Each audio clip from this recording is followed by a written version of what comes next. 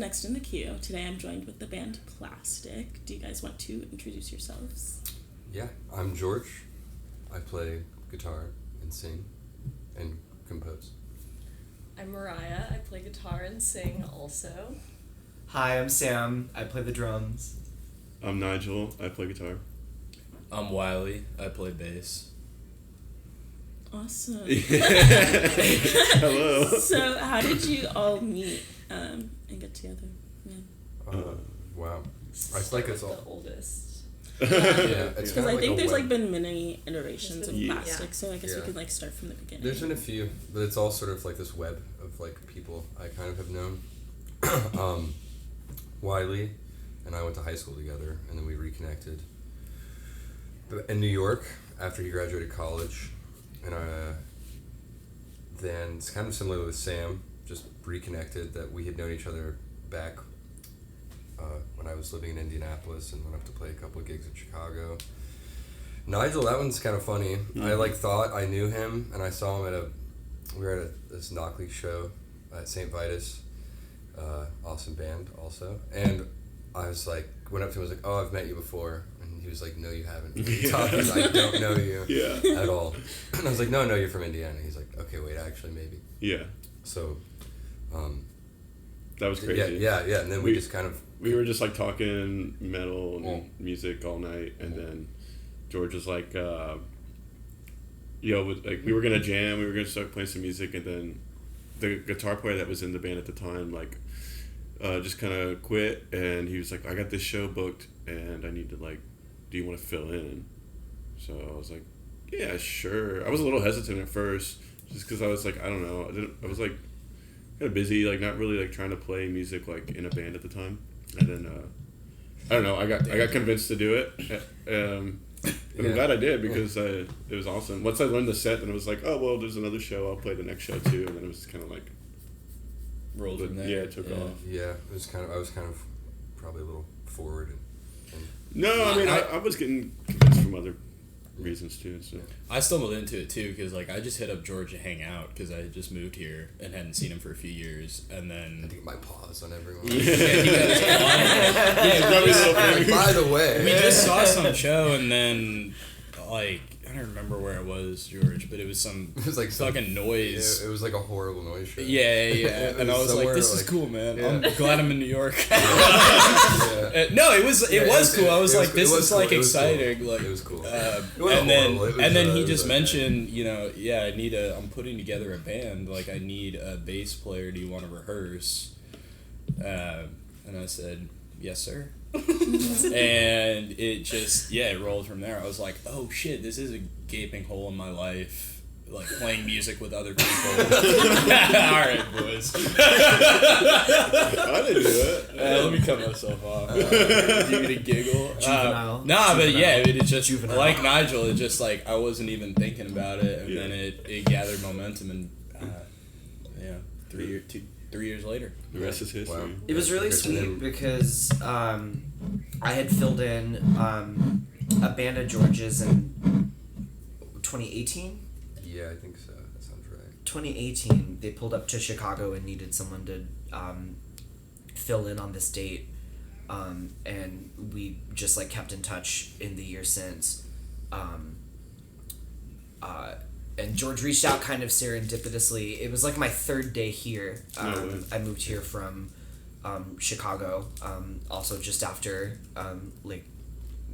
graduating from undergrad, and it was really sweet. I had been here for 3 days, and he texted to see what was up. Said, hey, greatest drummer in the city. In the world? I heard the greatest drummer in the city just landed. And it was such a... Of course, no matter what network you're coming into, especially because there were a bunch of people that I had been to school with that were in the city, but of course your first few months in any new place are sort of tumultuous and Yeah. Sure. a very tumultuous and kind of like questioning period of time, and that like, you know, within like my first week here, we were playing music was just a really nice.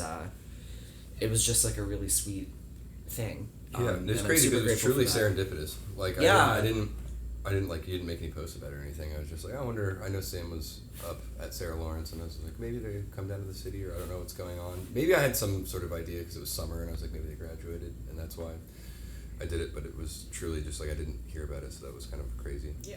And then Mariah, I'm pretty sure we met her when she fell from heaven. The angel she No. yeah, no, we were in hell. Philadelphia.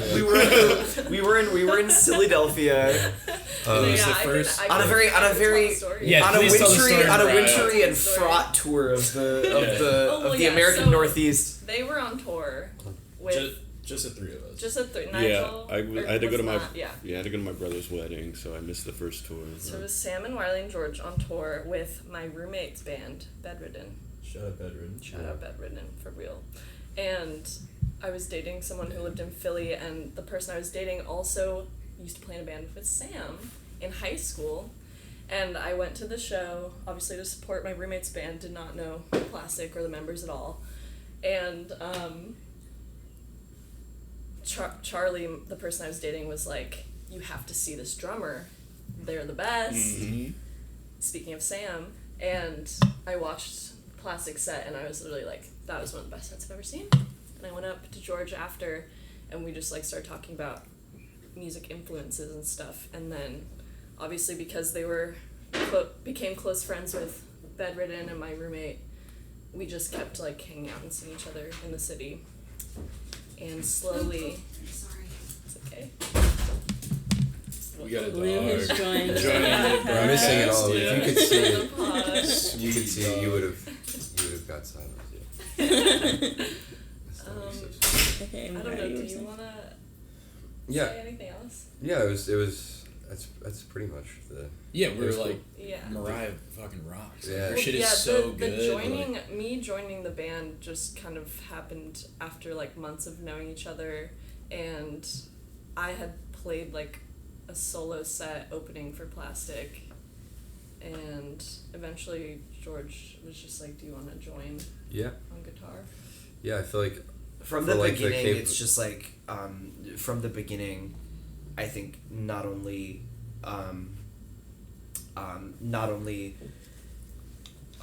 the way that all of us like came to know each other, but also the way that this sort of iteration of the group came together.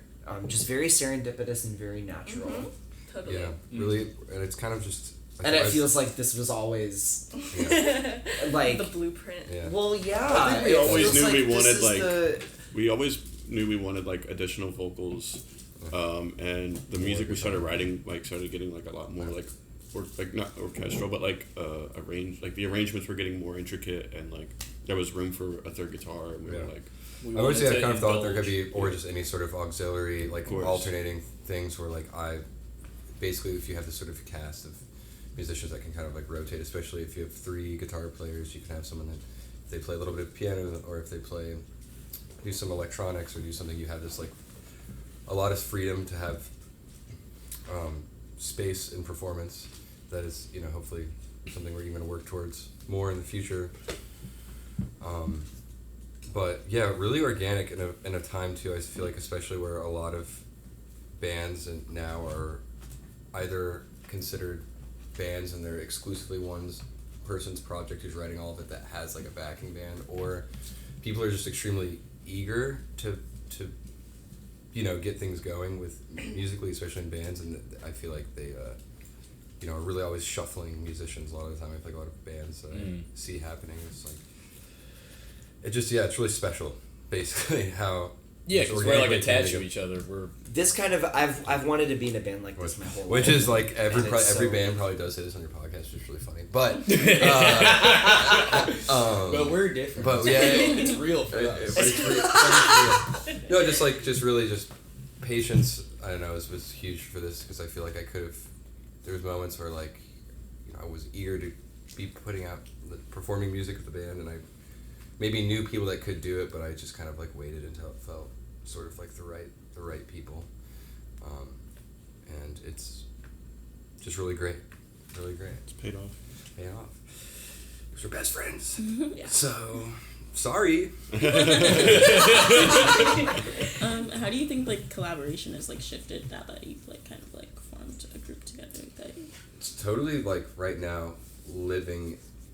That's kind of just really starting. I mean, now especially that we're like this record that we're about to put out, Crabwalk debut, full length. We're working on new music, and we're kind of exploring. We're being patient and exploring sort of how to work collectively and to let people really write their own parts and fit in versus just like having extremely predetermined ideas. Doesn't mean that there's still not like a primary composer for I think a lot of the material right now. Like at this point, Nigel, Sam, and I, for what we've worked out, like we've all three brought some ideas in, but it's a lot becoming more open-ended, like slowly. Sometimes there's clear, predetermined, I think, parts that, and if you're a composer, this is the case for a lot of things where it's like, oh, I know I want this instrument to do this, but we're becoming more intentionally open-minded with like, what would you know, Serve Mariah the Wiley's song. voice be on this versus like making it super clear, making it like saying this is exactly what it is, and then it starts to really just ping pong, and like when you start bouncing ideas back and forth, like whatever this is I think where it's really gonna get exciting, is when someone writes something, then I'm inevitably like influenced by that, and I kind of bounce an idea off that, and then it starts to really just kind of gain momentum because it's becoming a conversation. Right. With composition versus like a sort of linear thought process from one person, and we're still early in that stage, but I can see where how that's happening, and that's really it'll be great to like see songs like come in as one thing and then like through workshopping like become something completely different. Yeah, it's gonna be fun. and just writing maybe an idea I wouldn't because one of you brought in an idea and I was like, oh, this could follow this song really well, like out of this, kind of thinking. I know Sam and I have been kind of thinking along those lines where it's like, at this point we're not writing as much of like song that's independent. It feels like we're trying to kind of have connecting pieces with the idea. Yeah, like the idea that anybody can just bring an idea and we see where it goes from there. Yeah. See what or just like George and I especially have been lately into this kind of like modular sort of approach, kind of like this Lego blocky sort of everything setting each other's sections and sort of piecing them together in interesting ways. Even from a production standpoint on this record, I'm conscious about my fry now. I'm trying to mitigate it. On this record, on this record. even like in terms of just certain production elements, even on this record, I think on a personal level, on like an individual level, and I think also from like a group perspective too, something that I found especially really fulfilling is just having the freedom to explore just like other facets of my musicianship, and also just sort of different ways to have the chance to be thinking really specifically about sound design, and approaching this record in a very sort of thought out, like macro structural way.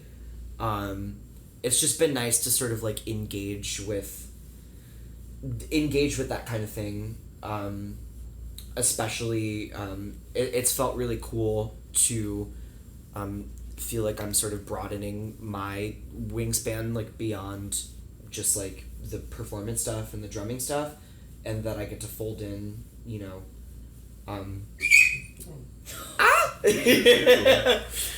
Being able to fold in just like other spheres of our listening and like what we're interested in has been like a really fulfilling experience. And I think with this album especially,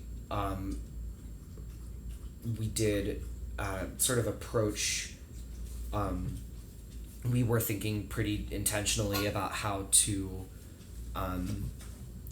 really build out like an arc or this sort of like journey feeling or sort of cinematic feeling. Especially in an era, I feel like where a lot of just kind of channeling records I think have all influenced us, you know, that are not necessarily even concept records, but just have the feeling of that it's one large piece versus like individual songs, which now, you know, that doesn't make, one is not better or worse than the other, but a lot of music now I feel like is very singular and just like songs, like song, hit, but there's, you know, the way this record's laid out, trying to kind of have an overlap and sort of this clear gradient throughout it, mood-wise, and energy-wise, and color, you know, palette, so to speak.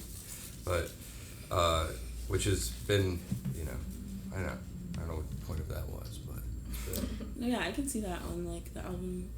I'm like interested to see, because I only got to listen to it through the Dropbox, so it's not like you couldn't you like, can't like you kind of, but I kind can of like see like the transitions, and I'm like excited to hear that like all the way through. Me And that too, was something honestly. We haven't really. And that's been something able that we've like that was something that we definitely put a lot of thought into. Yeah.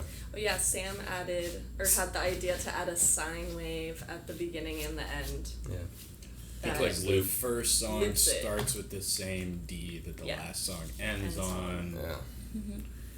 So. Loop. And it's been fun to So it's when been you fun loop to the indulge record like or my the CD, it would kind of Yeah. infinitely come back around with that same note. and it's been fun to like indulge my like concrete Yeah.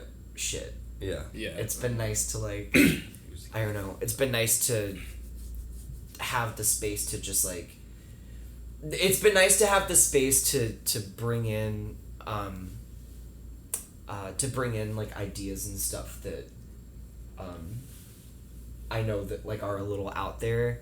Or just like that I not sticking to like a rock and roll template or something. Mm-hmm. Yeah. I mean, for and it's cool. It's like cool to like be in a group that is so just like down to. Well, this is what I was gonna say. Like for me, my experience with the Matching collaboration the so far has just been fucking learning from you guys, because like I'm the least musically experienced of you all, like band wise. Like only other band I played in was with George in high school. Star Fox Mulder, uttering They made the it on cursed the- words. Start melting. Yeah. But I mean, like I haven't. It's not even on music- streaming. This one took it down. Yeah, You can't find it he even if hid you it wanted away. to. Mm-hmm. But no, I the haven't. coveted CDs. I haven't written music on my own, and all of these four that I'm staring at right now are amazing, accomplished You are musicians.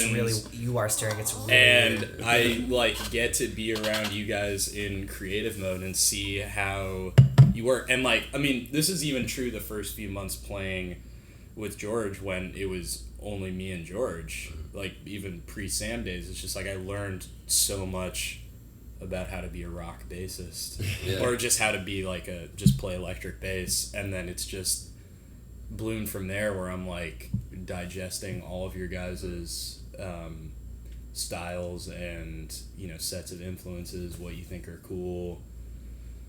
It's awesome. That's how I feel too, because I'm not necessarily at a place where I'm like presenting ideas for plastic songs or like writing that much, because I feel like genuinely I'm still just like absorbing and learning all of this like guitar technique that I've never really utilized before, and also just like all of your breadth of music knowledge and taste and influences that like I don't know, you guys have shown me so much great music. Yeah, I'm like I gotta the fucking catch up. The moment I entered our plastic band group chat, it was just like every day I would like someone would send something I'd never heard before, and I was like just yeah I'm still feel like I'm in learning mode.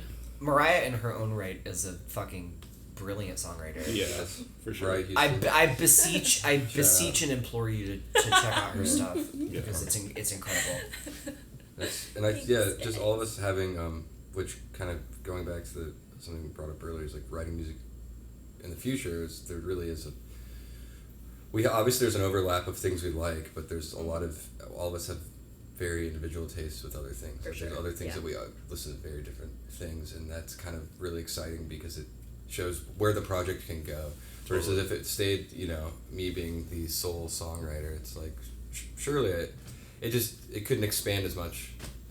It couldn't really live with the idea, but a band actually, in my mind, like ideally is, and it's a cool thing to be. It's a cool thing to be making the music that I would want to listen to at home. Yeah. Totally. Yeah. It's like I've listened to like all the masters or like demo, like from the moment we got the first rough mixes. Like I just been listening to the record basically constantly, and it's like I'm not sick of it yet. So I'm hoping people will like it. It's like that's always a good feeling. It's like when you're making music and you're like, I want to listen to my thing more than I want to listen to anything else. Yeah, that's how it should be. Even though that can be like it's like cringy or that's whatever. why to, like, we make listen music. To your own It's music. like It's to like, bring the music in the world that we want to hear. What you're putting out should be what you want to listen to. Yeah. And you should be proud of it. Yeah. What are some like individual influences that you guys bring to us? So much. I mean, I think for me, I just always kind of pull from, buzzword like angular guitar work, I guess. But like, I don't know, like we all listen to so much stuff, but like, I think for this band specifically, trying to capture like a flavor of guitar that's not, because I also play like country guitar or like just wanting to just do whatever. Like there's a mood and there's like an idea of like kind of what plastic is, and I guess trying to like, it's nice to work in that framework, even if that is an expansive sandbox. Staying within that parameter is really nice. So I guess if I were to draw like bands, a lot of like the Touch and Go stuff, Kill Rock Stars, like a lot of 90s, kind of aggressive, heady, thoughtful music. Nice. I don't know. It's hard to, I don't know. It is hard to put. So like Roll too. I feel like Roll kind of is like on the similar to the composition thing. It's like what is someone doing in the band, so how can I where can I fit in, and everybody kind of having that part of like where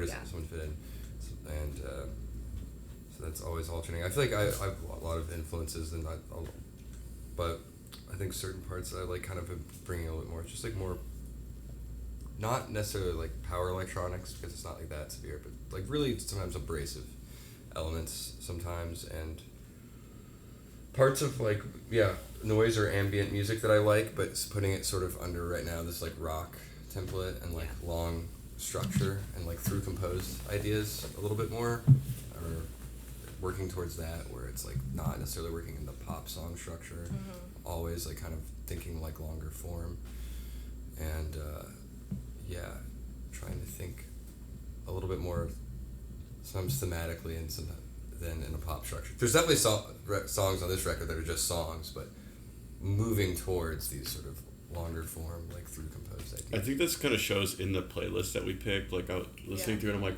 oh yeah, all of these songs have like multiple movements in them, like are like kind of extended songs, and it's like I don't even think like we did that intentionally. Like I think a lot of the songs we picked were like kind of jokey, like in titles, like because like the idea was like our last show we were gonna cover, so there's a lot of like goodbye songs or like nostalgic songs, but even still like the song I picked, Stay Free, like it's a Clash song, it's a punk song, but the structure of it is like this linear 4-verse song, and then they have like a little like outro kind of like movement. It's like different, so it's like, and we do that stuff, like we're writing linear songs, we're doing a lot of movements and stuff, and it's like it's kind of cool to like hear like just the songs that we would naturally pick as like a joke still like have still like Yeah, are that us. mark of what Yeah. we're interested in. Mm-hmm. It's cool. It's like a song that people seem to really like when we whip it out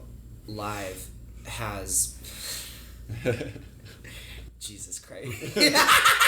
A song that They people love it seem, when we whip it out. a song that people a song that people really enjoy when we play live is, you know, this like 7-minute doesn't have a section that repeats. It's hook. cool to Oh, you're getting. oh sorry. Taking the drink. It's cool to it's cool that stuff like that is the stuff that people Or drawn are to. responding to. Yeah. It's cool. So it kind of does. It feels like the not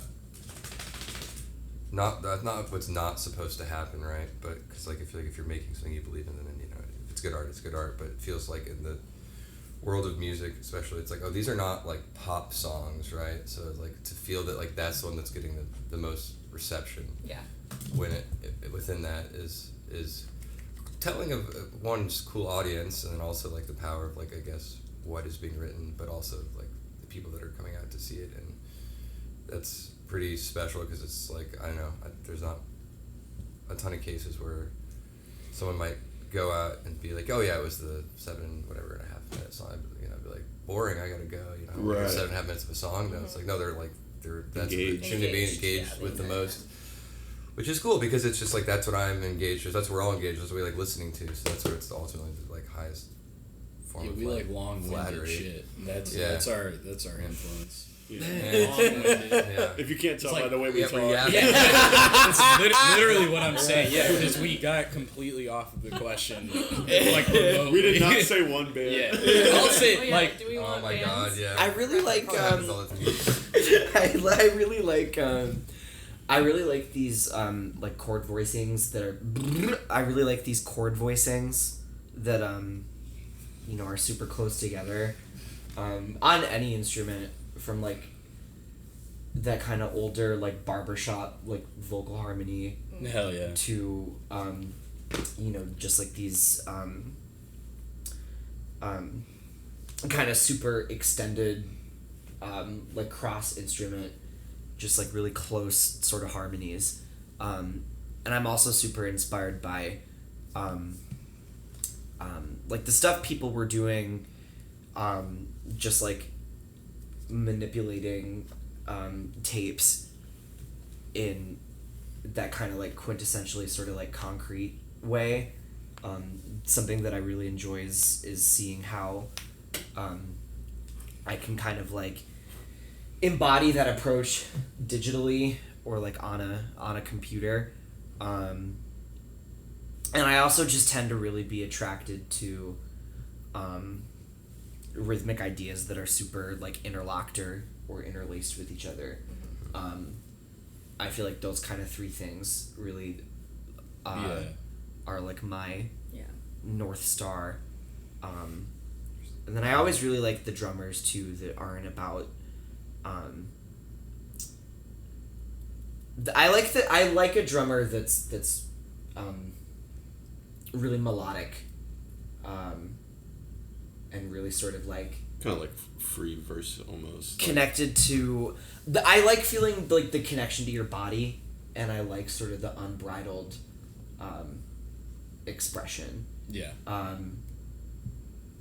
Those always tend to be my favorite people to hear.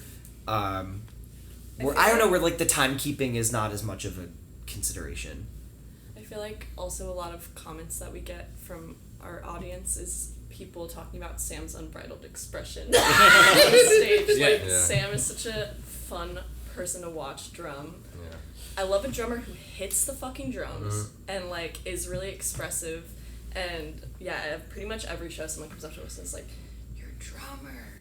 Yeah, it's like the dynamic Drummer range. is so fun We are to the band with watch. the crazy drama. We are. They want to poach. They want to take Yeah. Sam from us. Not happening. They're ours. Sorry. Aw. Yeah. I don't In terms fucking of want to be like anywhere sound philosophy, like I I like fusion era Miles. That's I think about, and that just makes me think about texture, groove, space, the role of my instrument and everything else. And I think we're interested in some of the lineage of that. Like, we've all become obsessed with the Talk records in the past few months, and that's a pretty straight through line from Miles and Can to that, which also Sam is, again, like what Mariah was saying too, like just being introduced to so much stuff, like Sam preaching about Tago Mago being like the greatest piece of recorded music ever. I don't know why any of us. Me checking it out and being like, yeah, maybe. That's, you know, I don't know, anything that we like obviously is an influence, but yeah. Then I just love shredding guitar players. So. Yeah. Shredder. Jeff Beck. Or Yngwie Malmsteen. Or maybe not Yngwie Malmsteen, but yeah. Anybody that just really, rippers. Like being almost kind of what Sam's talking about, like sometimes phrasing being really loose but still being really melodic, but being just totally like, I was talking about just like, even as, you know, fundamental as Jimi Hendrix, where like listen to these live records and he just like it's just manipulates the guitar to just sound like it's going through the craziest, I don't know, just craziest thing ever, you know, even with just distortion in a guitar. Whereas a lot of, you know, and I feel like I really like that some of those, that I'm influenced by that, because seeing music happen currently, it's something where I feel like there's a strength of ours where we've got these really just like, they're not crazy guitar solos, but there's moments where it's definitely I don't know, just really forward and just assertive. There's musicianship. Guitar, and just like just a bit of completely technical skill and like. It's like more than that even though. It's like the role of like it demanding the attention sometimes. Like, whoa, not just like a pretty melody, but being like, holy shit, this is like sounds like it's burning. Like this thing is gonna catch fire. Like what is going on? And you know, because there's there's a lot of great melodic guitar solos, but they're just like. Like tortured, like I love like disgusting. Just totally, just like crazy. Like, you get some solos that are like, especially on some of the new stuff we're writing. Like, you do like some really weird like movements that like I could not even, you know, imagine or think of. You know, I think it comes from like your jazz and like your noise. It is your jazz brain, dude. Yeah. But you can like. You find these boxes or whatever for these runs and these sweeps and stuff that I'm just like, you know, it sounds like a modular synth, like it's like random, it's like crazy, super cool stuff. Man. Yeah, and so I'm just doing that, like thinking shape wise, where I'm like not even like I'm kind of working these like patterns, and I know like the effect it's going to bring is like I know exactly. It's a compositional attitude. Yeah. You're like, this is texture. This isn't like. I mean, just like, immediately brings to mind what I was saying, Fusion Miles. Yeah, he just sounds like a fucking Rubik's volcano Cube, on like Bitch's Brew. Like moments where it's like all place. Just like erupting. Yeah. Bouncing off everything. And, Anyway. Super cool. Those are our influences. If you're still listening, swirlies. If you're still medicine swirlies. But it's cool. I feel like on this new thing, I feel like if you've seen us live before, I feel like sort of primarily this is sort of a document of this is like the live band document. But I also think that whether you have or you haven't, there are lots of cool. I feel like you get a taste of that, but then there's also like a great deal of just like headphone listening. Totally. I think the record really stands on its own as like I mean, I've always admired, and like I would never have, I don't know, what I'm trying to say is like there's bands that are like studio bands, and it's like I've always admired those bands. Like I think we all really appreciate like what can be done with a record, and like the experience of a record, and like it doesn't have to be like, I mean, there's like something to be said about like, you know, like the Albini, like just capture the band as they are, but there's something also about like that, Nigel. same page. But it's like there's something to be said about like, okay, how can you make an experience like it was cinematic, like as we said before. Yeah. Like, there is plenty of stuff on this Manipulation. thing that's like not reproducible. yeah, there's songs that we might not Which play, I'm like, excited to Well, get yeah, more But there's into. also, I think there's a balance of like some of the songs really capturing how it feels to see us live, Right. but then also like the addition of all these unique kind of things that we can only create in a Studio. environment. Yeah, like a studio environment. Yeah. Yeah, I did like an interview last week where they were talking about how they see themselves as like two different bands, like like the recorded stuff and then like the live stuff. And I totally understand that. I think there's like a lot of great bands and like ones that I like to see live where it's like I love seeing them live more than like seeing them in the studio. Like some bands just like sound completely different. Who am I thinking of right now? Like Japanese Breakfast, like what album is it? Like Where Body is the Blade is on the album. Like it sounds insane live. Like it sounds like so much different than like the recorded stuff. Like and then there's like also bands that just like sound exactly like they do in studio. And like, I don't think Which that's is also impressive. sometimes it is impressive, but sometimes it's like it's not fun to see. I mean, Yeah. there's like No, totally. there's like there's sometimes it depends on the band. It like because sometimes you can just feel like that they don't want to be playing stuff live. Yeah. But Well, I like always enjoy seeing y'all live. It's like definitely different than like what y'all Thanks. sent me, and it's cool to listen to. Yeah. Well, one of my favorite moments on this thing is there was a song that I feel like was a little bit earlier stage. That just for whatever reason, like we recorded it twice.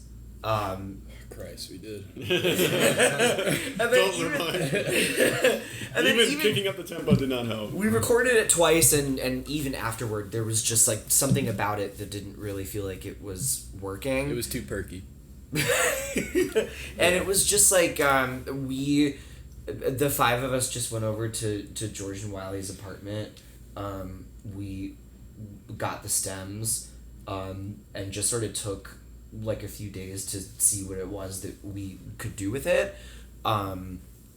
with sort of no idea ahead of time about like what that would be, and that's one of my favorite things on this album coming up, not only because it really was this sort of like all hands on deck kind of moment, like not only for like the fun of doing it, but I also think that like the end result which is not playable. Well, no, that's like on stage. not reproducible live. Not which reproducible I was at gonna all. say like what like Sam's like before we finished this, before this record is even close to being finished, Sam's like challenge to us for the next one was like, let's not think about how any of this shit is gonna sound live. Like, let's think of this entirely as a studio album, which I think is a good like guide point. Obviously, it's not gonna be like 100% Like I sound like a executed. douchebag today. Yeah, you do. You're horrible. No, but yeah, it's that thought because you don't always tell me when you're saying the bands that sound the same live and in studios. Thinking about, I love Medicine so fucking much, but I was listening to part of their live album and the live version of their song One More, which I put the album version on our playlist, and it just sounds exactly fucking the same as the studio. I'm like, why would I listen to this, man? Like, you guys are playing it at the same tempo, same texture, like the energy is not different. Like, not trying to shit on Brad Land or whatever, but like, but yeah, that very, and they obviously have an insanely tuned sound, so like it's an accomplishment no matter what. But yeah, having the different versions, having something to like, people look forward to in both cases. Like maybe you hear something on the studio version and you're like looking forward to it, hearing it in the live version and you don't, but then you're caught off guard by something else in the live performance. Yeah, I think one of the fun things about seeing us live is sometimes we play songs at an astronomically faster tempo. That's right. How we Yes. recorded them is you can see us struggle on stage with You're right. playing something so ridiculously fast. So sick. But it's fun. Like, it's just like that's the energy that was there, and that's the tempo that was chosen, and so it's like It's amazing. It's a moment in time, right? Like it's Get like, my ass. it's like the Moment in performance. time. A moment in time. Thank you. Performance is how we're feeling like that night, It's a or how we're wrinkle in feeling time. about that set. Like We've really locked in with each other. Like, Yeah. I think like when we write the set every night or whatever, but it's like I don't know. Every night still feels like the movement's there, and like every show we're like that. It only feels like every show feels like our best show so far. Yeah. Like, Sometimes. Well, yeah. Most of the time. But it's like, For me, I will say because I've only been playing with plastic since February, January. Yeah. So literally every show, I feel like I get better, and I can like let go of focusing on what I'm technically playing and get more like consumed by the live energy. So for me, every show is my best show. I've definitely cut loose too of like, especially having the 3 guitars, like instead of like sticking to my part or whatever, like I feel like I can kind of like just whatever jump in, like pop in and out, like there's that piece, that music is there. Like I don't have to like try to stick to some script, like I can like like channel more of like not even like improvising, just like fuck it, rock and roll. Fuck it, we'll do it live. Rock and roll. You know what I mean? Like I think it's like it can be a little looser, it can be a little sloppy. And the other just kind of side note, but like logistical thing about being a band and like playing these bar venues right now, and not playing our 50 cap rooms is like we have to bring energy in some way. Like we're not going to be able to set up a keyboard sample. Like we want to work towards that, but we can't have this sort of extensive setup of like to provide what a studio can. So you have to kind of not even compensate, but that making the live experience different in the way of just like being totally just like unbridled. Yeah, unbridled, and like sort of having to like make it that's a way that we're making it different, What is your favorite song to play live currently? Ooh. Mine is Crabwalk, the title track off this upcoming record. I think mostly just because there are so many different like dynamic places to go. It's just one that I really and from a rhythmic point of view too. It's one that I especially like really started digging into. I like playing Buyer's Remorse probably right now. Me too. Yeah, I think that's my favorite. Just because it's as the well. most like interesting and challenging guitar wise, or not challenging in the sense that like it's long and fast and more complex, but I also really like playing Halo. For some reason, like every time when I'm like practicing Halo, like the parts aren't necessarily like the most like ripping or fun for me to play, but playing it live, it always just has like an insane energy somehow. Totally. Yeah. Totally. And I like singing it a lot. Buyers is the last one that was written too. It feels like a really nice sort of signpost of things to come. In a really cool way. Right now, I like playing Sleeper the most, which is actually Sleeper's the first EP because we kind of reimagined it to how we could. The best we could. That one is really fun. Like when we do a long, indulgent intro into it, it is really I really love fun. playing Pith too.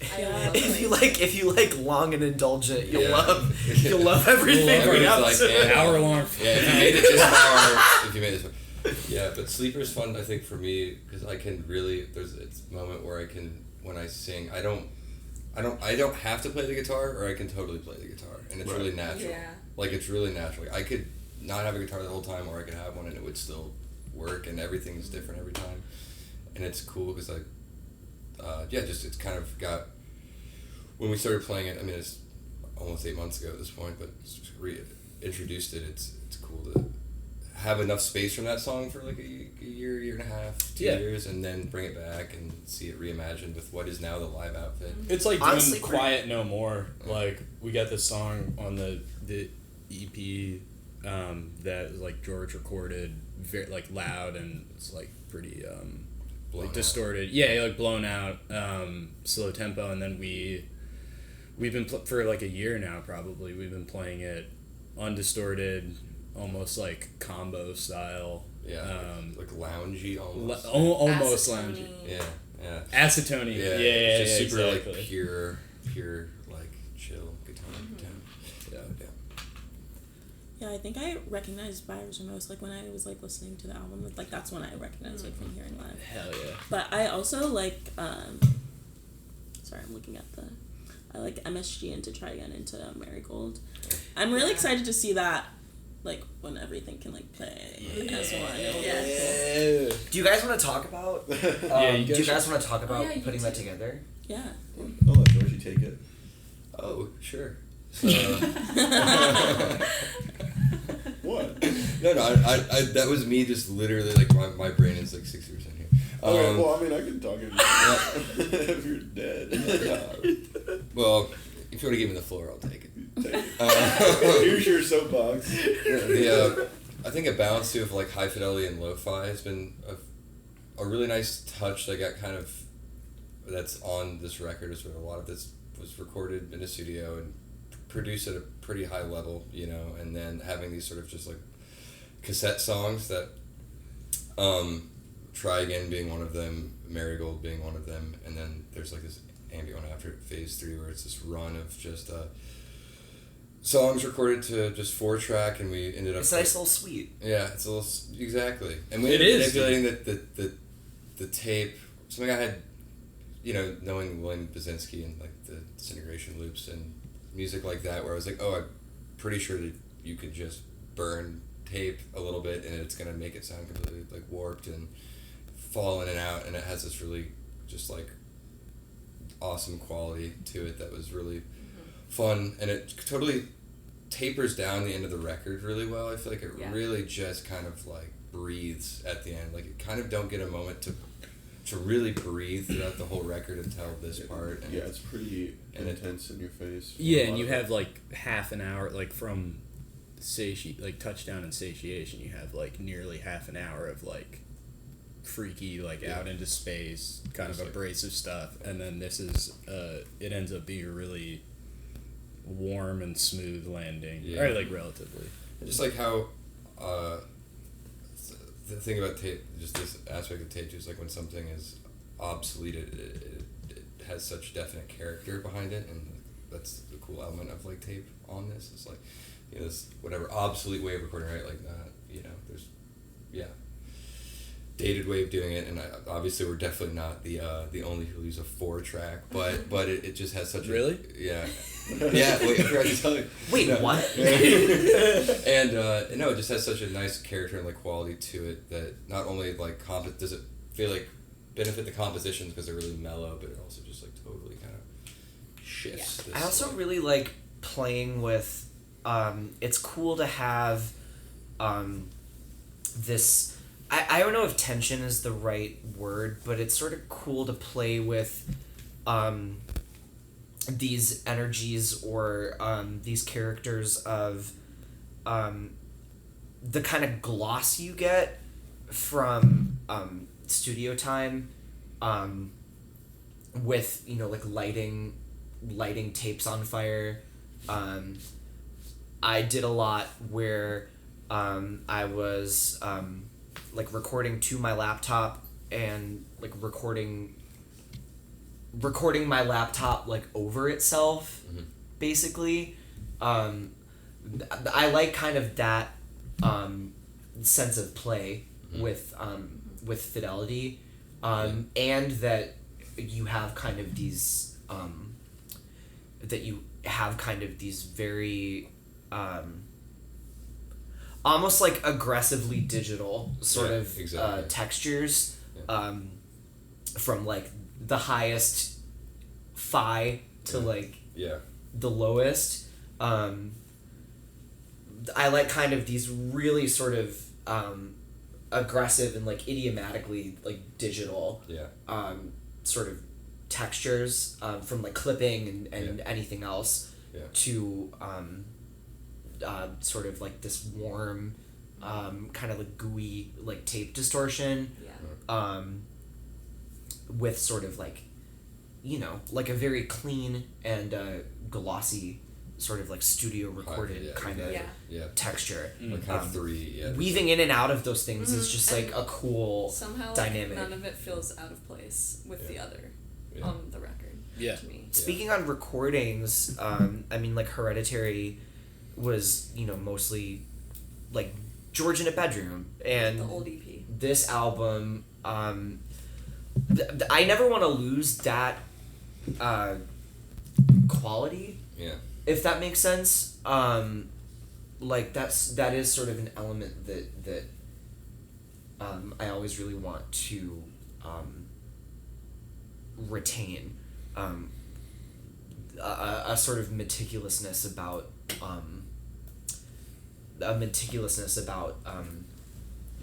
I don't know, playing with stuff and tinkering with stuff. Yeah. Kind of on top of sort of this like alchemical thing that you get from any band in a room, and not to sound like a dick, but like specifically what happens when the five of us are in a room. Yeah. Something insane happens. No, yeah, and that like flows into my next question. Like, how do you think this is like evolved or like is different from like the Hereditary EP into your first LP, Crabwalk? I think for me, just because there was sort of the musicians throughout the compositional process of Crabwalk informed compositional choices, and Hereditary was sort of just me kind of trying to just kind of put together a cohesive bit of songs that were just had no single person in mind, was working within a framework of okay, to maybe keep it a little cohesive, I'm gonna write songs and they're kind of falling into this like more distorted kind of spacier guitar world, but there was no like person in mind. And I think with Crabwalk, because trusting everybody and building a relationship with everybody, it allowed me to, I feel like, expand on compositional ideas, because I think with Hereditary it's like I need anybody basically to be able to play this. Like I can, if I write, it's not about being difficult, but if I get these like long-winded compositions alone, like I don't know, I just want to be able to be playing in a band and just start performing stuff. And then when you start to you let loose on a Crabwalk show, dude. Yeah, it's okay, building a relationship with all four of these folks individually, you kind of think of like roles a lot more clearly, and you start to think of like how could someone like enhance this, or what could they do well, or what would they like to do, or what we are actors in George's play. For Crabwalk. But no, and that's I think that's a huge one, and it just allowed me to like really step into being a better songwriter, like massively. Like it is so important to my like growth as a songwriter or composer, because I'm really kind of doing these things I really want to do, like, and having the patience and time to be able to like work through them, versus feeling like, especially when you're playing in a band, it's like, and that was kind of always the idea, is that I wanted to be a band, is that with Hereditary, it's like I just need to be able to get going and get playing, just need to get something out there and maybe working within more tangible goals. And now it's like, okay, it's us, we can really spend time like stretching out ideas or working things out, and whether it works or not. And Touchdown being an example of the song that we recorded, didn't like, completely reimagined it, and it's really cool for that reason too. So that's my, I would say, that's my answer. You sticking to it? Yeah, and I'm sticking to it, damn it. No, Double down. Okay, and now I'm gonna take it like back to like the beginning, like each of you individually, like what got you into playing music in the first place. Start with you, Wiley. My dad played guitar. My parents, music was just always on. My best friends and neighbors growing up, also musical family. So it was just like all around. I didn't really have a ton of interest in it for a bit, and then I started playing guitar just to play stuff that I was listening to, like play Green Day or Queens of the Stone Age songs. And then picked bass in orchestra in middle school because I already knew the strings, and then it just kind of went from there. Like doing orchestra, I was like, damn, this rocks, like music in a group, like this is amazing. And kept playing stuff that like I would like rock type stuff just on my own. Also in high school, like George recruited me for this band. I played couple jazz gigs with him and our friend Andrew, who's also on this album. Shout out Andrew Danforth. Yes. Listen to Homegrown. Yes. But yeah, so I mean, it just is like, it was a part of my life, I guess, that I stepped in, or part of my life that was like around the environment I grew up in that I stepped into, and then luckily never stopped. Yeah, for me, my that's a great story. Thanks, man. Sorry. For me, yeah, my mom played guitar, my brothers played guitar. I kind of hated it for a long time. Like, I was like really mad at everybody all the time, so I just kind of I was just out of spite, really, I refused to do it. But then I would, like, even when I was a little kid, I would like take the guitar into my room, like, secretly, and like just like make no sounds with it. And I think that's kind of inspired like how I play. Like, I don't know scales and stuff, I just kind of like play what I think feels right, which I think is pretty cool, like, because these guys are all like super, you know, I'm the only one that can't read music and all these things. It's like, I don't know, these guys are all like really talented and like technically skilled, and I'm like, yeah, but I bring some spaz.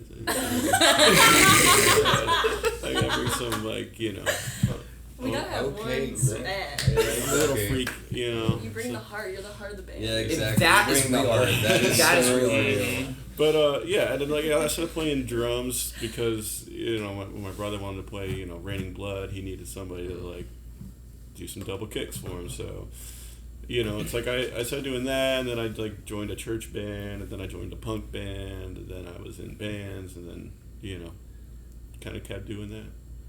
Yeah. Yeah, there's nothing else I've ever wanted to do. Yeah. Ever. Mm. I grew up in a house where music was always on, and I feel really lucky to, you know, my parents showed me. Sam is always like, yeah, Gang of Four Entertainment was my favorite album in kindergarten. Yeah, exactly. I'm like, yeah, we find a record, we find like a new record to us, we're like, oh, this record's so sick and crazy, and like, thanks, George. Cool. But it's like, Some of us didn't turn our phones off before. but yeah, it's like we'll find like an amazing record, and we're like, this is so crazy and out there, and Sam's like, yeah, I remember this when I was 4. It was really cool to be I don't know, to have grown up in like a truly just like non-discriminatory like musical and like artistic environment. My first instrument was the violin, but I started that hasn't persisted that hasn't continued into the present. But my first but my first instrument was violin. I started the drums when I was about 5, and picked up some other stuff. When did you like, start violin? Like 4. I was like a Suzuki Method kid. Yeah. Out of that. But like other stuff kind of came and went, like the saxophone and the Did your clarinet. mom make you listen to Mozart in the womb?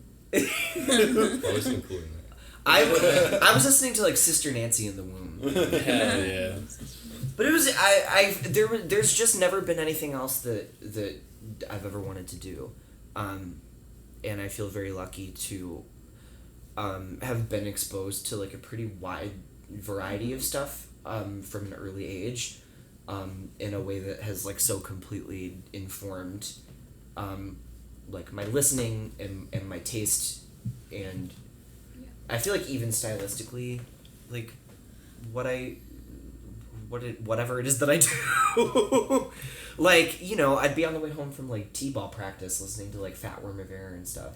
How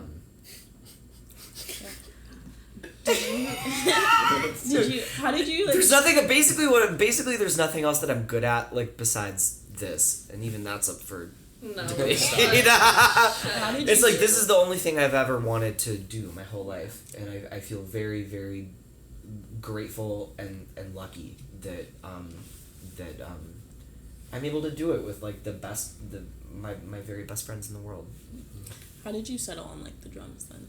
For me, it's really all about sort of that like connection to your body, the sort of physicality and presence, and like potential for catharsis. I think that it offers is sort of really the grounding or like central force for me, like feeling in tune with my body. I'm not about to start talking about like vibrations and stuff right now, but I mean, we can go there, man. We'll do it. that really is it for me. Just sort of that like that directness of the line between like your body and the instrument. I think on drums specifically, that like the way that you move affects the sound in such like a granular way. That really is what I think that's really what has kept drumming as like my sort of main love. That's a gap that I'm always trying to bridge with the electronic stuff. That's a gap that I'm always toy boat. That's a gap that I'm always trying to bridge to with the electronic stuff. Like as much as I also love, I guess, being like hunched over a computer. Where I would love to go is finding a way to sort of cultivate that sort of like physical connection, like in that realm too, whether that's like getting out of software and into hardware or like anything else. The Bjork glove or whatever. Oh yeah, like that is really we're on a microphone, so I'm not about to start making like weird body gestures, but that's like completely what it is for me. Just admit it, you love the feel of the hardwood in your hand. Well, listen, anyone who's listening to this knows that about me. Yeah, I might have a long-winded answer. I'll try to contain it. But similar to Sam, like, literally nothing else I've ever wanted to do. And that was very much obvious in the sense that, like, I would always just, like, record, even as, like, a child, like, had a songbook, would perform songs at my mom's Christmas party, like, always filming myself singing, like, Taylor Swift or whatever. Yep. Performed, like, a Paramore song in my 4th grade music class. Hell yeah. Like, just silly. But then also, like, my dad put me in piano lessons when I was in kindergarten, did that for a few years, and then I played classical French horn for 12 years, studied it in college. But there was always this, like, desire to write songs and play guitar and play in a band, and, like, I feel like I really honed into that, like, my summer before my freshman year of college. Started playing guitar. My dad played guitar. He gave me his guitar, his Guild from the 70s. Ooh. And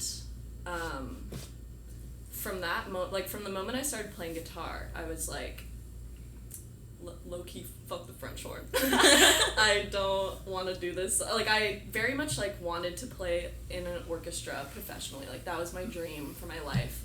But I think just I quickly realized that it was a pipe dream, and, like, I did not care enough about it to do the work of, like, practicing 5 hours a day, learning all the etudes and the solo repertoire. Like, really all I wanted was to play in an ensemble.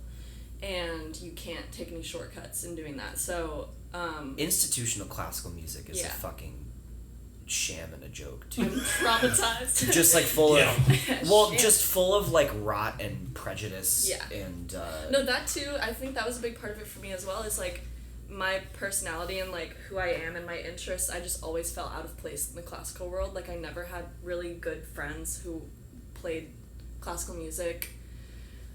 So I didn't feel like a part of the community at, like, my college, or I don't know, I just always, like, had a wandering eye for, like, different forms of music, and I didn't feel like the French horn was like a versatile enough instrument. Like I couldn't introduce it into other aspects of my musicianship. I just played it in that one setting, and like that felt too restrictive.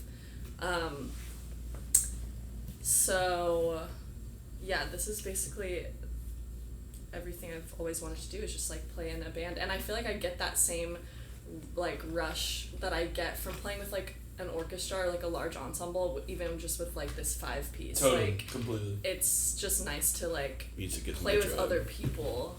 But then I also have a solo project, and like I'm always writing songs in a very different genre. Like I write alternative country songs, but yeah, I've always wanted to play in this kind of setting. So how was like the transition from like classical to I will say I have like imposter syndrome when it comes to like playing the guitar and singing and writing songs. I think because I started as like a brass player and a classical musician, once that part of my identity was gone, I was like, I don't feel like a real musician, or like I felt embarrassed to be like, oh, I'm a singer-songwriter. Like it just felt like the prejudice of being in the classical world. It's like that's not a real musician, which I've outgrown at this point. Like I don't think that way anymore, but that was tough coming out of like playing the French horn, like losing that identity of like, because I was always like singing and writing songs, but I was like, but I'm a French horn player, and like that kind of like gave me my status. Like I was like, you know, but I'm a horn player. Yeah. And then everyone's like, oh, okay, yeah, no, she's a real musician. Right. Yeah, but people. yeah. I like came into the conservatory environment after about like 9 or 10 years of playing on my own, which was really interesting. In a lot of ways, it was cool to sort of. I came in with kind of fucked up technique, and from playing rock music and having passion for like jazz and classical, and then like received that training. I did like the competitive like chamber percussion ensemble circuit, and it was helpful in a lot of ways. I think it sort of solidified. There are certain elements of like technique and theory that are just like tools in the box. If they're not being deployed in service of like expressing a feeling, like that's sort of the way that they should be used. It was helpful in a lot of ways for sure. I mean, particularly just around like discipline and like the pedagogical rigor. That actually still influences me every day. Like I feel like one of the reasons that I'm able to learn these plastic songs and get so much better at guitar is because I'm literally like trained from a classical mindset of like I can play anything if I just like practice to a metronome. Yeah. Literally, like nothing can. It is neurotic as shit, but it makes you neurotic, but it gives you like a framework. Yeah. Like that's also why like that baseline for me is like I'm glad I'm not, and I also couldn't commit to the classical stuff, and it was really clear even like before college was in view that like that wasn't my thing, but like the discipline or whatever. And just being like, I can do whatever. I can do whatever with this instrument. Also, like I think about it compositionally too. It's like, Yeah, I have gotten comments from like solo sets that I've played of people being like, I can tell that you played the French horn, or like I can hear the influence in like the melodies you write or something, which I thought was really interesting. Yeah. I mean, I always think about you, like what you said about you playing solo sets versus like with a band behind you, and how the way you wrote the guitar parts, like you just have a lot going on. And, you know, it's not like classical music has a monopoly on counterpoint or multiple voices, but, like, I think that's certainly there in, like, just your bedrock of, like, how you think about music. I was just bummed, too, to discover that, like, all the shit that I think as, like, a kid was so excited to dig into when I had, like, fantasies about, you know, like, joining an orchestra or something like that. You know, I was excited to, like, become an adult and, you know, dig into, like, you know, Helmut Lachenmann or something. Yeah. And now, Lachenmann. Just, you know, now it's like you look at anyone's, like, programming and it's like, you know, the music from Jaws and Indiana Jones. Yeah, Candy Crush theme. Orchestra version. 8-ball pool. Okay, George, give us your big story. Yeah, how did you start music, George? When did you invent playing guitar? Well, Nigel was there at that time. We're calling Nigel old because he's 30, and we're all 25. And, yeah.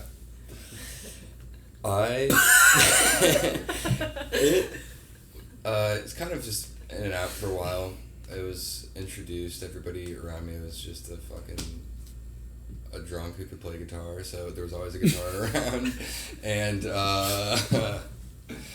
And so I liked, my brother dated this girl Coco in high school, and she made me a mix CD, and this was like a really formative point of like music that she liked, and it was pretty, like, it was really sweet, but and some of it wasn't necessarily guitar heavy, but it was... What was on it? It was like Melancholy Era Pumpkins, 9 Inch Nails, KMFDM, and like Him. Shit! So awesome. Cool. I was like really into like industrial stuff, and like then kind of because of like accessibility and just guitar being around, it was like, okay, how does the role of like guitar fit in like Ministry stuff or KMFDM? It's just like one like and you can kind of intuitively like hear that part. It's like kind of just like a shape.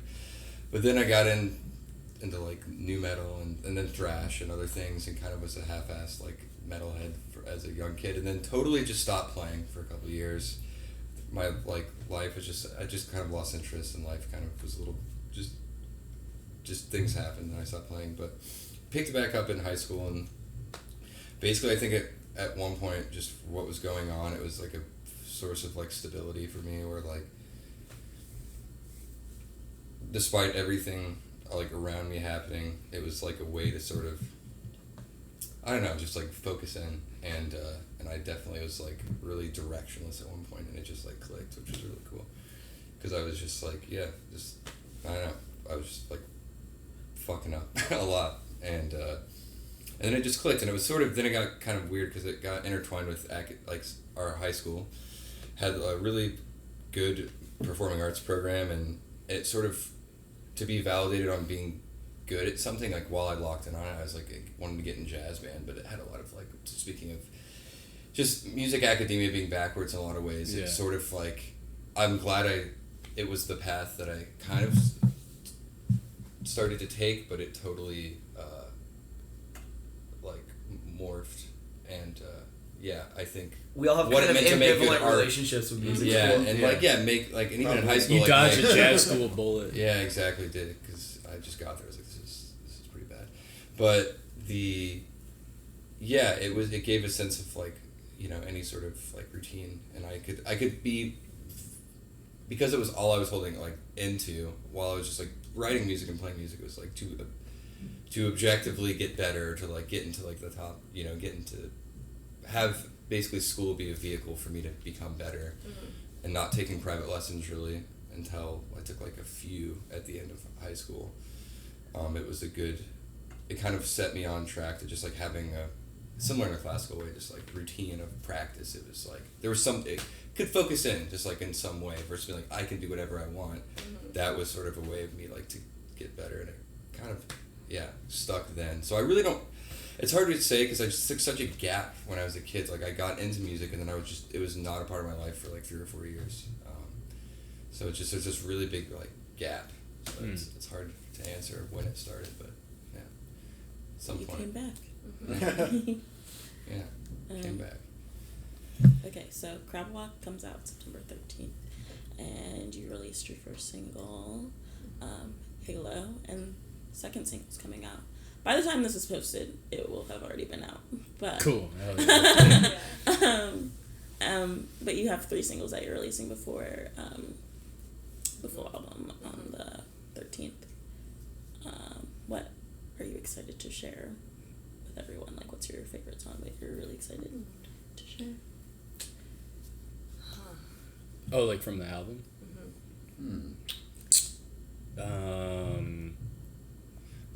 I'm excited I'm excited to have this Vino Country small label.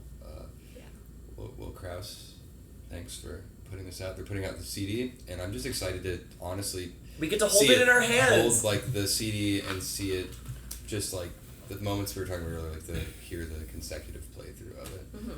Not to say I can't choose a song right now, but No, I I feel the same way. Like I can't think of a specific song I'm excited to share. I'm just excited to share all of it. I think just seeing it Put something packaged as out. like a final thing. Yeah. Also the 'Cause we- song Satiation. I'm Yeah. excited because we haven't played it for a long time live, and it's really fucking good. Yeah. And we have a cool album version. Yeah. Just kind of seeing how the cuts lie and just like how it flows just as one thing. Obviously we've listened to these mixes and masters probably more than we would have liked to, just by being, just how it goes. And so it's like a little, I'm not, it's not like sterile to me, but I think this is a part that I haven't gotten from like listening to the mixes and masters. Just like hearing it as this one consecutive run. Yeah. And that's like super exciting. Yeah. That one might be my favorite too, or one. Satiation? Yeah, or one that I'm like particularly excited about Yeah. sharing. I think because it does sort of marry. I think like on a performance level, it's really strong. I think it does sort of marry in certain ways. Like our identity as a live band and what that like experience of seeing us is, but then we also really on that song in particular had a chance to sort of dig into. I think Wiley mentioned our good friend Andrew plays the trombone on that number, and it just marries, I think, in a lot of ways. Actually. I think on this little number, I think it marries in a lot of ways. Sort of this live band like approach and experience, with more sort of like abstracted like mood stuff, and a chance for us as well to really kind of explore like production and sound design in production and sound design. a way that I'm just like really excited to dig into deeper as sort of a document of like where we are now, as well as like in certain ways indicating I think like where we all hope to go. Yeah. That one is an example that sticks out to me. Agreed. Both rocking out and knowing how to read. Yes, sir. Nigel, are you particularly excited for anything? I mean, I think Untitled number. Hell yeah, one man. turned out Ooh. Hell yeah, great. dude. I like that Nice song a lot. pick, Nigel. You can put it in the bottom of the fridge. Yeah, I'm excited about that one. I think that one's just really cool. I think It it's is cool. it's an exciting song that's like straightforward sounding, but like I think we're doing some really cool stuff like compositionally. So Yeah. Yeah. Okay, awesome. Let's get into the second half. Of the Oh interview. my god. that's only the first The playlist. We'll be quick, we'll be quick. I'm That's so oh my epic, God, dude. I'm so sorry. You gotta cut us off. So they wasn't for info in the living room. Okay. Yeah, I'm the so playlist, the sorry. playlist. Yeah, What's the second half? It's just about the playlist. Yeah. This one we'll get through it quick. Yeah. Be quick, guys. Be concise. Succinct. Be pithy. All right. Okay, so for the second half, If you guys, just play our answers at like 1.5 speed. Yeah, just speed us up. Put us up. We're ready. So your playlist is songs to cover at the last plastic show, and essentially, it's the both literal and hypothetical songs that you would play at your last show ever. Mariah, you said when we ultimately implode and go down in history, or when one of us ultimately dies. I was gonna say when George dies. Inevitably. No, we I wanna can't. speak that into Yeah, we existence. can't evil eye that shit, dude. We can't. 27 coming up, man. Don't even say it. Dude. Don't even Okay, say sorry, it. we're doing the thing where we go on a tangent. I think Nigel's immortal. Okay. What do you think the last plastic show would entail? Pyro. Yeah, a lot of pyrotechnics. Yeah, Sam upside down, like Yeah. doing the upside down drummer bit, and Sam suspended in a gigantic. I mean, it would be frame. at MSG, of course. Yeah. Well, what I want to have happen is, well, even like that kind of like even one of those like standing backdrops would be cool. I would like some kind of A like. wall flag? I would like some kind of like little AV like prologue. Yeah. Yeah. We'll have like one of those like at the Oscars, like the RIP, like you know, like photos from throughout the career. We'll have friends come up and make speeches. Yeah. It'll be kind of like We'll a wedding have a banquet. dinner. Yeah. It'll be a gala. Well, I went to when I was really little. I went to see Cornelius with my dad at. Again, yeah. I fucking well, loved like Cornelius when I was 2. The Sensuous tour. I feel like I send that video like once a month. Yeah. Of You their, do. like, tour. Their like tour intro, like something very experiential. Like in my fantasy, we've built some kind of set Yeah. on the stage. Yeah. Fucking stalactites and stalagmites. I don't know. For Wiley. Exactly.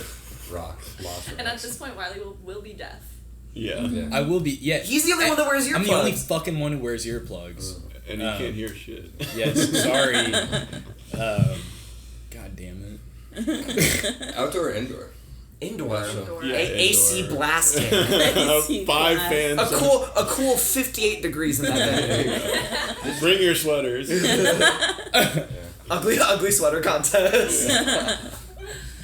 And then your theme also made me think of like bands that have kind of self-imploded due to drama / differences, like Oh, yeah. Oasis and like Fleetwood Mac, like the popular ones. Yeah. What would be Plastic's drama? What would be the scandal? Oh man. Let me name the ways. I mean, I feel like. But you guys wouldn't, because you guys are all sweet No, guys yeah. and best Yeah, I was friends. gonna say we it's like- truly love each other. Yeah, you so guys much. like I can't see that happening. Right. It would But- have to be like. I don't know. I can't even imagine it. Like. Someone would have to move away or something. Yeah. I feel like that's probably what it would be. But like, if that happens, Someone I'm going will with have you. a child. Yeah. It'll be that, dude. It'll be someone like have a somebody kid. gets married and Yeah. like has like a It gets too expensive. The- We they always have, like, go a to the life- Wedding. We whoever gets married. yeah. We're all like. Well, George sulking. gets really into AI compositions. Yeah, And exactly. he's like, That actually would end it. I Yeah. would quit on principle. Yeah, I would cut George off if he did. Yeah, Yeah. but he wouldn't. Well, he wouldn't. Totally not something I was planning. Of course. Yeah, I feel like moving away seems like to make the most sense, but even then, like maybe We all do that. not even together. like fully We all die. Plastic house. Yeah, exactly. the group chat Yeah. leaks. You guys just have a compound. The Cancelled. group chat. Well, we have we all have. Ball We have talked. You mean the I have no- the screeching monkey I smell? have no compunctions about that ball pig. That gets leaked. I don't care. Yeah, So it'll be plastic the, compound. It'll be the thumbnail. Yeah. for Everyone the- has a Plastic house. Yeah, little Everybody plastic. has a house. We like With their have. family. We all have monogram beds, and then we slide down to the practice room on a fireman's pole. Yeah, and we have like matching pajamas, like big, like Ebenezer Scrooge, like nightgown with like a With the cap. little tuft on the end. Yeah, exactly. Little And pom-pom. it's like Believe us, it's like we've- swaying back and forth as we hop scripted down the this a stairs few with our times. candlestick, and they all like each of us has to like take turns tucking the others into bed. Like 5 nights a week, like somebody has, like Nigel's the last to go no to bed. chores, weekly tuck-in chart. Yep. Yeah. Chart. Nigel will be cooking us 3 meals a day. Yeah. We call them 3 meals. We're coming up. Yeah, We're coming up on meal number 3 2. squares soon. now. Chef Yeah, I bet we are. Yeah. I'm a hungry boy, I guess. Yeah. Yeah, I don't know how it would break. It would be very sad when the last. I think mostly the last plastic show will probably be like a decision of like, okay, we've creatively done like what we want to do, and like I think our statement is done. I think we're all like very much aware of like, not wanting to like run something. Yeah, don't want to like beat a dead horse. Like if we're not. And what's so exciting is that anymore. it seems like there's so much still to this. Exactly. The horizon's very far away, but it does. I think we would come to a point collectively where we're like, yeah, let's just stop. Go out on a high. Yeah, I think we just value also the friendship over everything else, and like even if because we're all like playing music like together separately anyway. Like we would still be playing music together. The musical relationship would not go over. Exactly. The project would just be like going back to talk. Hiatus. Right. Yeah, it's like, exactly. So he's like they just know Mark Hollis just like these guys are stuck with me for life. Yeah, exactly. Indeed. So we'll call it. Yeah. That'll be on, and we'll probably been like, you know what, it's been a good run. Don't know when that We're is. thinking like next Tuesday maybe. Like I feel like if ever what we were working on didn't feel like the best thing, Right. Yeah. we would sort of all into it. Yeah, exactly. I don't think it'd be like you wouldn't just like realize immediately, but you just kind of have that feeling, you know, maybe like any sort of relationship ending where you're like, or some moment where you're like, oh, it's not, doesn't happen. Yeah. But doesn't feel close to that at all right now. So. It doesn't. We're hardly in the honeymoon phase. Which is fun. Which is really, so it's really hard to imagine. So take me through some of the songs that you guys picked and how they are important to you. Hell yeah. Well, I could start again. Yeah. Let's go, Nigel. So I picked. Take it. Also, I think it's really funny, George, that like the Boris song you picked was like loaded as a podcast. I was like looking at it, I was like, is there something wrong with my I thought the Spotify? I like restarted my phone and everything. I was like, what? But I picked George not knowing how to work a phone is crazy. Anyway, sorry. I mean, I picked The Clash because like they're the best band in the world. But Stay Free is like really nostalgic and like is talking about like old friends and like learning to play music and starting to play music and like music kind of like saving his life and keeping him out of prison. I don't know, but it's also like got this like it's always been one of my favorite Clash songs, and it's like I said earlier in the like when we were talking, like it does have like this like linear song structure that I think is like kind of something we pull on a lot. And then like Terminus from Unwound, I mean that's like, come on, that's plastic right there. Yeah. Like, you know, having one song that like kind of, it's like it's got these multiple movements. It's got like 3 movements in it. It's long. It's like really breathed out, and then the Carter Family, Circle can you know, that song, that's just like a sweet, like I put that on there just because I was like, oh, the family, like we'll be even if the band breaks up, we'll be reunited down the road, you know, like And then Health of Efficiency, that song just rocks. Also felt like a taste of like our influences. Yeah. Same with Fugazi, and I just love that opening. And just to like the gold standard for how to conduct yourself and be a band and be like integrity, and so like fucking good, man. Like them, like I feel like all of these bands, like I could say like the Clash, Unwound, Fugazi, like are like I say like, you know, the best bands ever, because it's just like they, like how they conducted themselves, how they like, you know, stuck to made a legacy and stuck to like their like vision, you know, and Yeah. like really kind of just did what they needed to do. I think Yeah. I can go. Oh wow. fuck! I actually started playing it. Well, the one to me, the most obvious one that I picked was "Simplicity is Beautiful" by Juliana Hatfield, just because it's like one of all of our favorite songs ever. Best guitar solo of all time. Yeah, it's so good. I love that song. It's so fucking good, and like just on the theme, it's like the simplicity of playing music with your best friends is like all that matters, dude. Like That it's cosmic. just It's and that's I mean that's kind of like all mine are just kind of other than I guess the Medicine one are just kind of sweet, like Stereo Live, Sibel's Reverie, Deer Hunter, He Would Have Laughed. Both of those are just really wistful and beautiful, make me tear up and make me think about what's beautiful and good in music and human connection.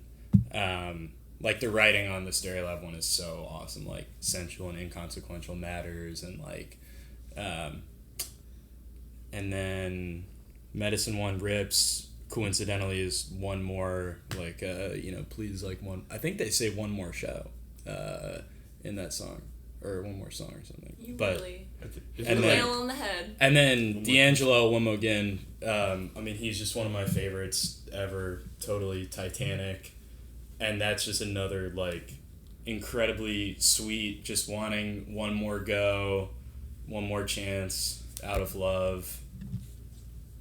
Yeah. Aw. Yeah, I think a couple. So the Talk song "New Grass," just one being extremely beautiful, and I think that like the way that being massively just influenced by them the past like 6 months. Not even influenced, just listening a lot. I'm sure it'll come out and influence just listening a lot and thinking like that's kind of the best way to conduct yourself is like as a band. Like the ideal of just like how they progress throughout their career. Everything's different. It's changing. It's growing, and then they call it when they do. But that song is has like imagery of like death, but like afterlife and like new grass and this like rebirth and just I don't know, just kind of that theme. I feel like we could just like execute the arrangement, like our own arrangement of that really well, and it's kind of got this like rebirth theme going on. Oh yeah, I wasn't even thinking about the performance. Yeah, I think we'd rip all these songs that I picked. Yeah, and the Schoenberg piece is just it's a classic of his, a hit of his, but it's just one of the most beautiful pieces of music ever. And if we could find some way to play that, it's like I don't know. Find some way to play that would just be awesome, basically. Yeah. And it's like, it means Transfigured Night, and it's like about the poem itself it's actually based on is kind of bad. I like read it, and I was like, oh, this is okay, but maybe there's just like a gap. I mean, those classical guys love doing Yeah. that. Just like mid-ass poem that write the best music. Exactly. Like fucking like Ode to Joy is a lame-ass poem. I was dude. like, the Transfigured Night's basically like this woman is like in the woods, and she's like, I've like just talking to apparently another guy. He's like, I've sinned, I had a baby with someone else, and now I'm in love with you, and we're like having sex, and the guy's just like, the world around is really beautiful. Stupid German shit. Yeah. Oh, we went into the woods and something crazy. Yeah, and it's like, happened. and I was kind of let down, like the poem is bad, but it was really funny. But the piece is one of the most beautiful pieces of music of all time. Flood 2, kind of the theme with New Grass, like Flood, I probably would have arranged it differently, but like putting Flood 2 before, or all of the Flood, really. Whatever 4 pieces of it before New Grass, sort of just having this like feeling of like this wash, the cleansing, and then like something new being reborn, and that's kind of what I feel like would be for all of us, it'd be like this death of something, but are obvious at the same time, a birth of all of our lives individually, like something new. Peace, Ornette Coleman, it's really one, just the name, kind of the word peace alone, kind of cool. I think it was like a gesture of saying literally goodbye, or like also being at peace, Whoa, bro. Yeah, man, you ever think about that? No, but that, and also just love Ornette Coleman so much, and I couldn't really choose one of his tunes, but I knew that he was gonna make it, and I also, just theme wise. And then I never know where Shaken by Any Money. I was just like, this is like a ridiculous song, and I would be really depressed if I played it in any other context other than with you guys. Like, it would feel really washed and lame, but I just think it'd be really ridiculous and campy with you guys. It'd be fun. And it's just a stupid song. It's just a stupid coked just up rocks, 80s dude. like song. It's so bad. Yeah. Not bad, it's so good, but it's just ridiculous. It's candy. Yeah. Yeah. I'll be quick. Over Now, Alice in Chains. That's a band we've talked about covering at a potential cover set. And The Halloween show. Yeah, this song specifically, I don't know, when I listened to this record, that one was the one I was drawn to the most. And I think it also, similar to what we've talked about a little bit, like there are movements to the song. Like it starts with this kind of like repetitive section that at first I like couldn't really get into, and then where the song goes is like so beautiful, and I would like re-listen to it just to get to that moment where it like transitions. I don't know. It's a beautiful A song. little like halftime part. Yeah. And the guitar is crazy on that song. Break Up Your Band. That was just a cute little relevant. It's funny. I saw that she added that. Yeah, Nigel was like, I was gonna add that song because I think you showed me that band, Nige. I love it. And then Let Go, Postmarks, just a beautiful, sweet, nostalgic song. There's a lyric in there that I have been so drawn to. Sometimes good things happen to us disguising themselves as bad. Hell yeah. Yep. And then Bit Part, the Lemonheads, we've also talked about covering them at a cover show. And I'm really drawn to the Juliana Hatfield, Evan Dando duo. I think one of the greatest unrequited love stories of all time. Mm-hmm. Such great collaborators.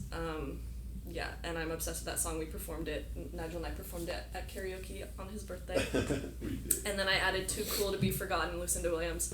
Lucinda Williams is one of my greatest influences of all time. She's such a fucking badass country rock star. And that song bangs. And we're too cool to be forgotten, so. Period. Hell yes.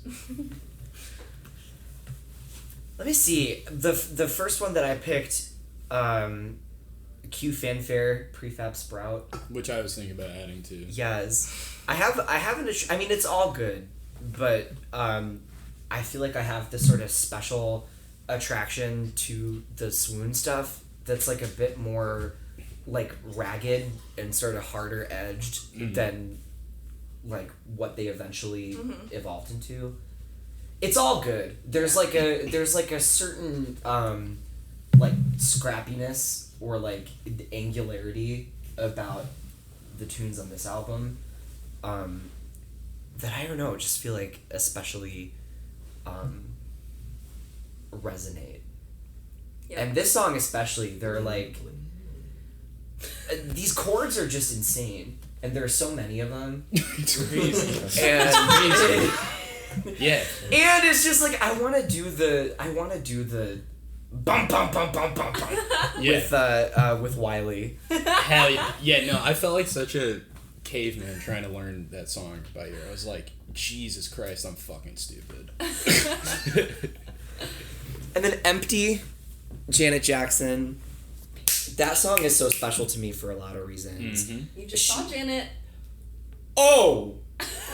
I did just see Janet, and that was like one of the best nights I will ever have in my life. I mean, just like the best of all time, and it's not close. Sorry.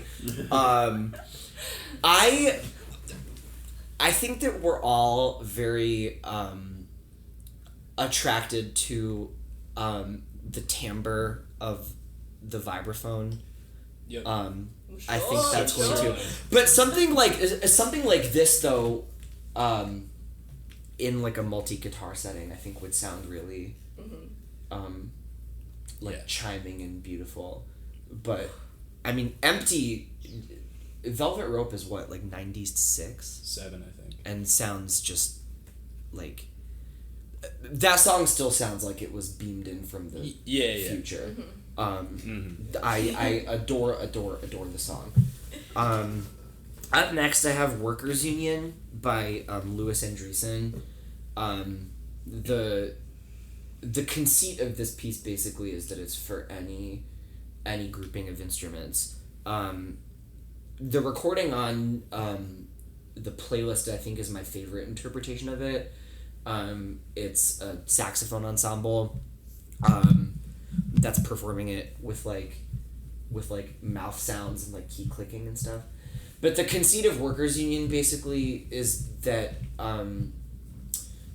the score of this piece is just one line, and everyone in the group picks like their own starting note, and the only information that you're getting in the score is like how far you're moving away from that starting note. It's one of those things where every performance of it is going to be totally different. Wow. And there are versions of it that people have done in kind of this like rock band, like metal band context. I find those sort of boring. But I picked this song because of just sort of like the collectivist the collectivist quality sort of baked into just like the writing. And it's also just like so fun to play and to do. Katansky, Antiphony. Katansky is my new crush. Just one of the first like Polish electroacoustic sort of guys. Just really cool like tape music. Sick. And then my last one, Mysterious Vibes by the Blackbirds. That's one of my favorite songs that's ever been written ever. That song is like just they made. It's just it's so gorgeous, and like spiritual and like really lush and it's so perfect. And I guess that's my only one that I was trying to think about like lyrical themes at all. Yeah. But I mean we do share Mysterious Vibes, and We do. Also, I wanted to say the band. just now I know what love is about. The band almost broke up while we were trying to come up with a theme for this playlist. We did. We were fighting. Well, I came back in. I think I'd taken a nap or something, and then I came back and like checked my phone. And you were like, I can't fucking believe we're still talking. We were. I mean, for whatever reason, we were really We struggling. were stuck on the idea of one idea, but there are 5 of us. It was just that thing. Sometimes we get into a space where we like think about stuff a little too much, which I think is our strength. We do like to overthink, and like we kind of sometimes make things more challenging than We they were need just to be. like, we don't want to be boring. I will say that most of understandable the time I think that's our strength, but I think it bites us in the butt sometimes. Yeah. What do you think makes a good cover song? Oh. I think when it sounds different. Yeah, when it's then- reinterpreted. Love for the material, like Love for the material. Yeah. Love for the material, That's right. for sure. I think I have like a very different opinion and like No, you don't. ethos than a lot of these. Then like I don't know. I always feel like the devil's advocate or something in the group, or like I often feel like an outlier of You like can't read music. my ethos. Yeah, exactly. But it's like,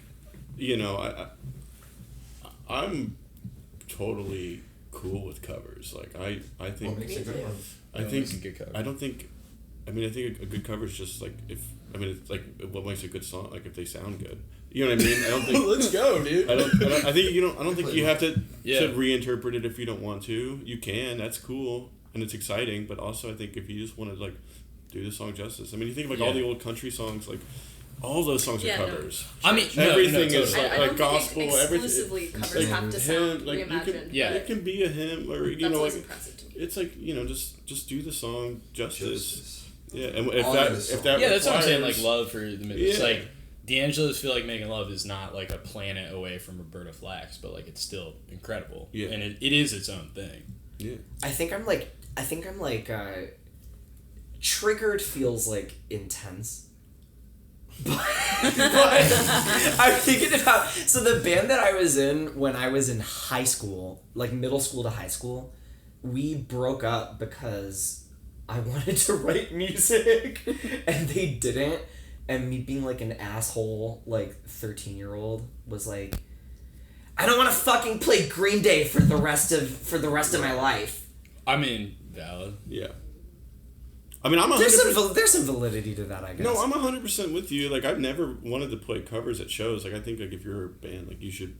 I don't know. It doesn't make sense to be, like, a cover band unless you're just, like, doing it for gigs or something. But, like... And not for nothing. But we I have, think we have throwing 5 in... songwriters I have in this no band. problem, like, throwing in a cover, like, for fun. Like, I don't know. Yeah. I think it's... I love it's cute. Failure does a cover of Enjoy the Silence. And I Whoa. think it's awesome. No way, dude. I don't know. I haven't heard it. that. It's like from a live set. And we know differing opinions on Depeche Mode, but I love Depeche Mode. I love Failure. I love Another thing I will say if I look within myself and I'm real, like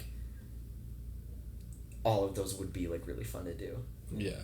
I think another thing with good cover is like showing your musical lineage. Like I think of Medicine covering She Said by the Beatles, and it's like that guitar sound on It makes sense. It makes so much. It's the seed of everything they're doing. Like Right. chimey, bright, like almost shrill, like that Blown Angry out. Bird can sing. Speaking of covers, and 2 of the bands I put on this playlist, Lemonhead's covering Lucinda Williams. Of course. Yeah. Epic. Incredible. Their cover albums are all so good. Yeah. Yeah. Totally. Okay. And then, like, what do you think makes a cover better than the original? Because, like, I can think of some that, like, are... I mean, it doesn't even have to be better, like, just, like, more well-known. Like, I think of, like, Whitney Houston and, like, Jeff Buckley, like... Yeah, totally. Hallelujah, and, like, I Will Always Love You. Which I learned, like, 3 years ago was a Dolly Parton song. I was like, what? That's a hard question. The one that's coming to my mind is Superstar. Yeah. Yes. Oh, The yeah, of best course. cover Yeah. all time. Luck. Yeah, Yeah. I think truly like moment in time. I think. Yeah. I think it's kind of what we and, were like, saying. It's who just you like. are. And just It's like like the tapping sound into of it, a you know? tapping into a vibe like Cowboy Junkies cover of I'm So Lonesome I Could Cry, like they just like dug into total desolation on that. And like I mean they're not super like they didn't sell 1 million records or whatever, but like to me that's like an amazing cover. Not that Hank Williams is lacking in any way, but American Music Club on the same record does Goodbye Love by the Carpenters. Oh, yeah. There's something about I love the Carpenters, dude. and like knowing how fucked up, you know, how just like Karen Carpenter's life is just like fucked, and then like Mark Heitzel, who also is just like a vehicle of like totally at the end of this rope like it all feels, the time. and it feels like there's like truly this like the right person channeling that song, Yeah, like, yeah. carrying it on. And there's something like not even just executing the arrangement differently and interesting and well, but like he was the person for that song. That's why I say For like sure. who you are plays a part into it as well, and like Yeah. I certainly think with some of the like more popular covers than the original, it's like the personhood. Whether it's like you have that like superstardom or whatever. Yeah, like or, Whitney. Yeah. And yeah, I think like with similar to Mark Eitzel, like Jeff Buckley covering Hallelujah, like that just makes sense because of like tortured Jeff Buckley, you know, I don't know. Yeah. Mark Heitzel, also, if you listen to this, I don't think your life is all tragedy. We love you. I know, we love you. We think you're a fucking think baller, dude. The I three think marks. We love how you think, and Heitzel. you're a thinker. But yeah, you're the perfect person to sing that song. On Buckley, is it This Mortal Coil that did Song of the Siren? The better Buckley, Song of the Siren. I'm not sure. I don't know. Was it This Mortal Coil? I mean, I guess there are a ton of covers of Song of the Siren that are all pretty good. In some ways, I feel like it's in some ways like you're one correct, of of course. this, Photographic memory. This Mortal Coil. Mm-hmm. Oh, sweet.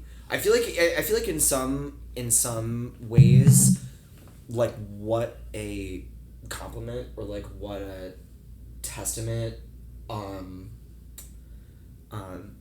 I feel like I kind of go back and forth between like I want to do stuff that's like not coverable by anyone, like not possible to be.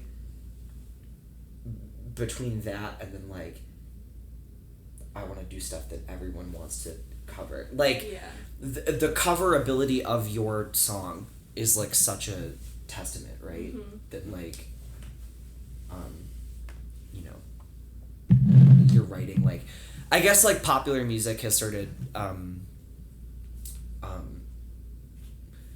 evolved in like a different direction from when it was maybe more connected to say like jazz or show tunes, where like our ideas of like a standard are not necessarily the same. Yeah, I was gonna say, like, I feel like we've really moved into like a realm of like ownership over music, of like, oh, that's this band's song, like you can't play that. It's like, yeah, because nobody's making any fucking money. Right. No, I mean, I know it's like a double-edged thought here, but I'm just like, I think like playing in a live performance, like, I don't know, like, I feel like like a song that enters a song that enters the lexicon. I feel like we've lost like the folky, like the communal, like when a song used to just be like what you like, when music was literally just people Past connecting. stories. It was just stories and like. I think like we lose that when it's like becomes you have ownership over the white sound. the white hyper capitalistic sort of like intellectual property thing. Right. Yeah. Exactly.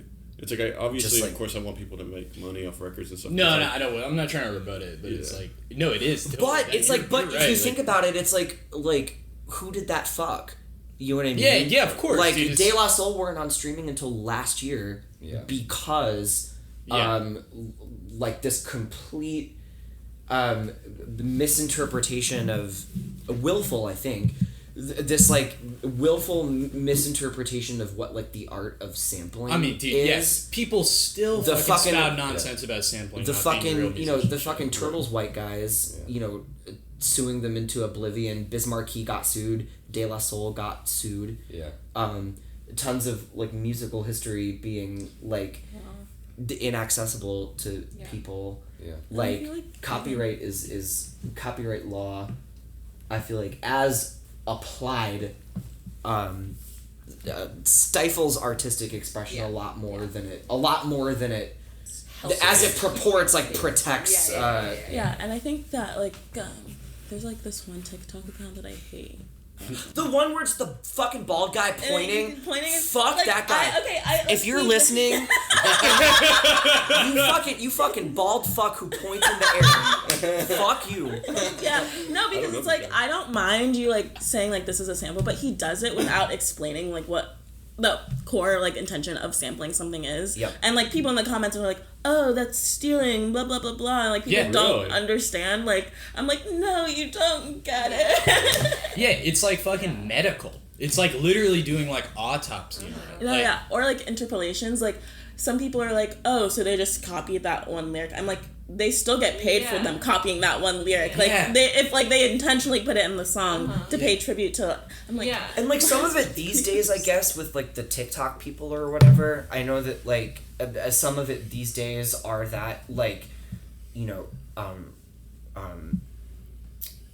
representatives of an artist have like financial stake in the publishing of someone. Like I know that these days with like the TikTok people, that stuff has like financial imperatives now, but I mean it's that thing where like early hip-hop particularly, what like copyright law and like notions of IP and things like did to that art form was like